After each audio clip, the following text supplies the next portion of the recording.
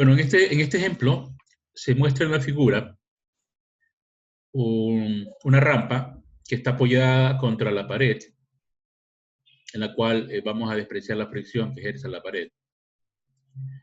Y en el piso está agarrada ese extremo de la rampa con una cuerda y el otro extremo de la cuerda fija la pared, de tal forma que impida que esta rampa resbale por el piso, ¿no?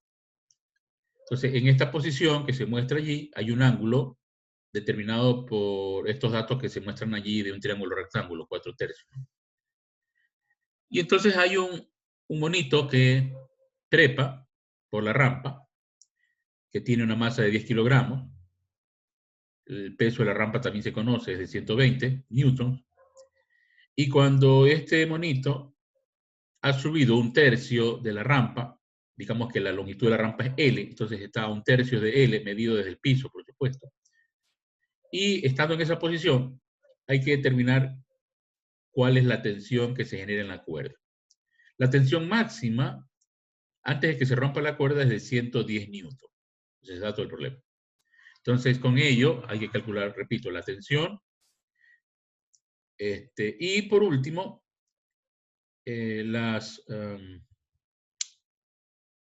bueno, además de la tensión, las normales que se ejercen, por supuesto, en la pared y en el suelo. Pero por último, hay que calcular cuál es la distancia en la cual este mono puede subir por la rampa más allá de 1/3 que estaba antes, sin que se rompa la cuerda. Es decir, cuál es el valor máximo de la distancia a lo largo de la rampa para que ese mono se ubique allí y que la cuerda esté a punto de romperse. Es decir, que en esa posición, la tensión de la cuerda alcanzaría el valor de 110 newtons.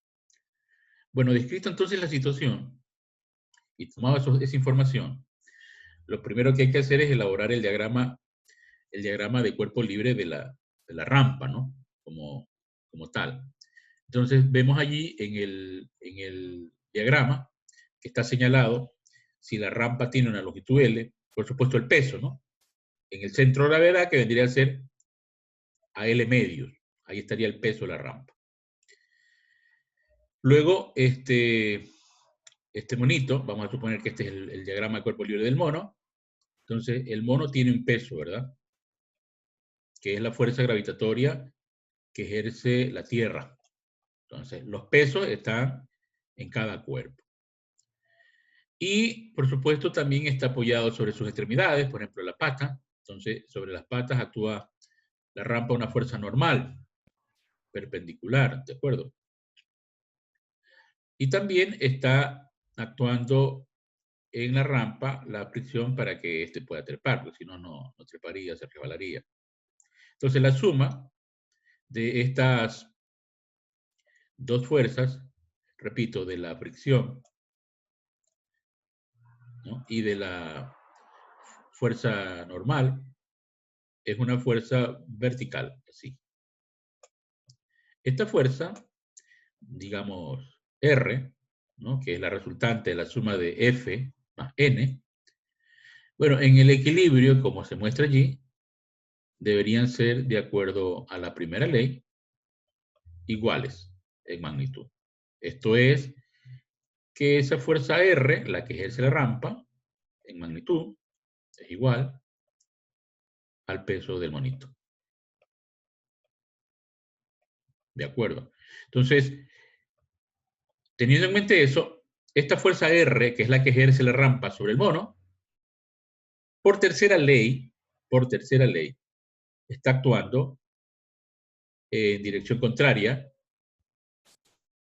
a lo mostrado aquí en el gráfico. Si esta R es la fuerza que ejerce la rampa, entonces por tercera ley, el mono ejerce una fuerza sobre la rampa llamada R', la tercera ley. Esa R', por supuesto, es el peso. Entonces eso es lo que está representado ahí, ¿no? Como peso del mono. Pero hago esta explicación para que se entienda que el peso de cada cuerpo está en cada cuerpo. O sea, aquí peso de la rampa, peso del mono, ¿de acuerdo? Y explico por qué está aquí descrito esta flecha que dice peso del mono, porque en realidad eso equivale a la fuerza que ejerce el mono sobre la rampa. Bien. ¿Qué más tenemos? La fuerza que ejerce la pared. La perpendicular, como lo muestra en la figura, N2.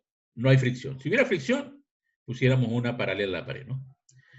Abajo, en el extremo de apoyo, en el punto O, está la fuerza perpendicular o la vertical, que es el piso, N1, y la tensión de la cuerda. Tampoco hay fricción aquí. Entonces, teniendo en mente acá estas 1, 2, 3 y estas componentes, 4 y 5 fuerzas, vamos a aplicar las condiciones de equilibrio porque la rampa no resbala, está fijo con este ángulo θ, ¿no? Este ángulo que lo podemos sacar de esta relación que nos dan de 4/3, ¿no? Si este cateto es 4 y este otro es 3, pues esta hipotenusa vendría a ser 5, ¿no? Entonces de allí, vamos con la segunda condición de equilibrio de los cuerpos rígidos, estáticos. Sumatoria de torcas. Alrededor definimos el punto pivote, es este el punto pivote. También definimos cuáles serían los positivos, en este caso sentido contrario a las manecillas del reloj. Y empezamos. Las que están en el punto de pivote, como T1 y N1, no contribuye a torca. Estarían entonces las fuerzas de peso y la fuerza normal N2. Entonces, ¿cuál vendría a ser la torca producida por los pesos, que serían positivos? Veamos. El primero de ellos, la torca producida por el peso de la rampa. Entonces necesitamos evaluar cuánto vale el brazo de palanca correspondiente a esa fuerza que está actuando. Vamos a llamar eso brazo de palanca 1.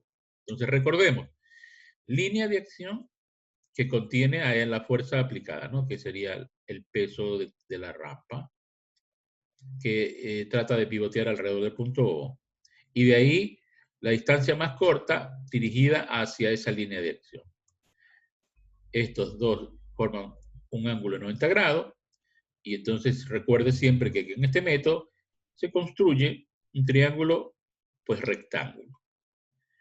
Entonces, siendo este el brazo de palanca correspondiente para esa fuerza del peso de la rampa, ubicamos una función trigonométrica que debería ser coseno, ¿verdad? El coseno de este ángulo θ sería la distancia adyacente para la hipotenusa. La hipotenusa es L medios.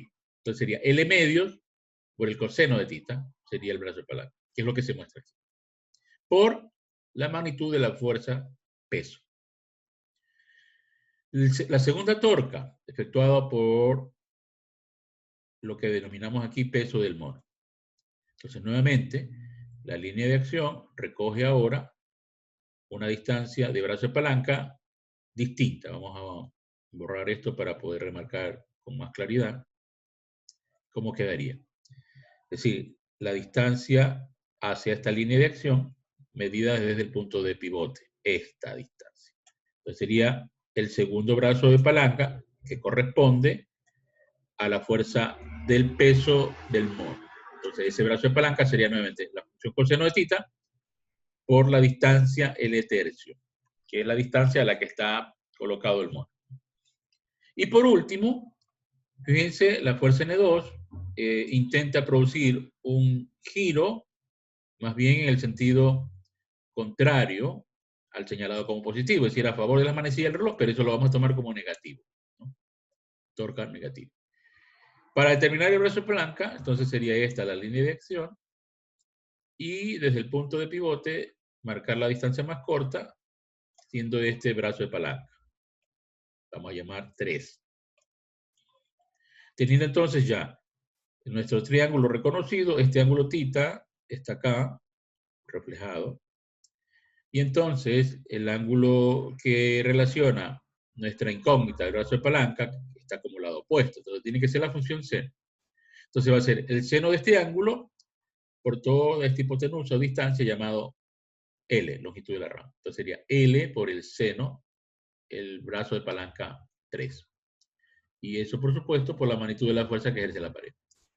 Eso es importante que ustedes, con calma, con toda concentración, el método que utilice para calcular las torcas lo hagan bien, en magnitud y el signo, ¿no?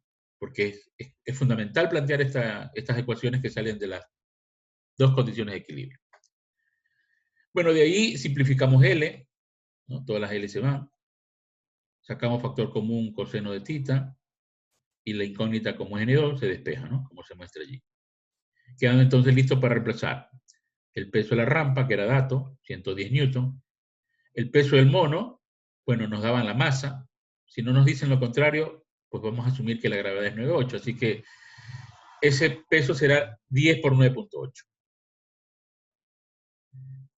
Y el coseno y el seno se saca, por supuesto, de los datos que tienen aquí, pues, ¿no? Si esto es el ángulo y tienen esto como 4 y 3, entonces fíjense que el coseno de ese ángulo va a ser 3 sobre 5 y el seno va a ser 4 sobre 5, que es lo que está aquí. Bueno, hace la simplificación en los cálculos, etcétera, y llega al valor de la magnitud de N, de la fuerza que ejerce la pared, 69,5. Ahora nos falta ya calcular la tensión, que era el objetivo principal de esta parte, ¿no? Calcular cuál es la tensión que se genera en la cuerda cuando el mono está en esta posición. Y allí, fíjense, nos falta aplicar la segunda condición, sumatoria de fuerzas en X, ¿no? Tenemos en X, pues la tensión, que es la incógnita, y la N2. No hay más fuerzas. Y directamente allí vemos que la tensión es el mismo valor que la magnitud de N2, 69,5.